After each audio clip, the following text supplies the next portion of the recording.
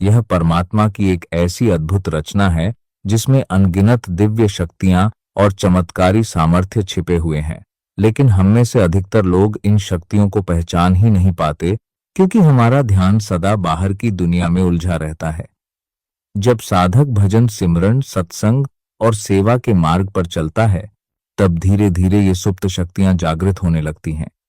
उस समय उसे एहसास होता है कि यह शरीर केवल एक माध्यम है, असली करने वाला कोई और है। वही चेतन सत्ता, वही आत्मा जो इस देह के भीतर निवास करती है।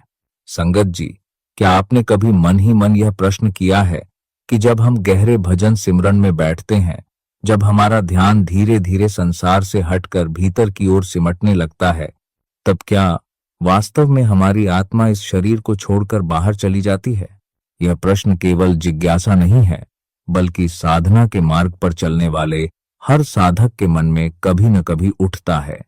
क्योंकि जैसे जैसे अभ्यास गहरा होता है, वैसे वैसे अनुभव भी बदलने लगते हैं।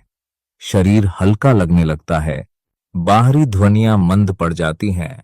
कभी कभी ऐसा प्रतीत होता है मानो हम शरीर से अलग हो रहे हैं, और यहीं से भ्रम शुरू होता है कि शायद आत्मा सच में शरीर से बाहर निकल रही है।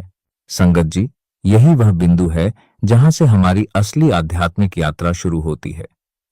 जब साधक सच्चे मन से भीतर की ओर मुड़ता है, तब वह धीरे धीरे उस अवस्था को महसूस करने लगता है जहां शरीर की पकड़ ढीली होने लगती है, मन शांत होने लगता है और सूरत भीतर खींचने लगती है।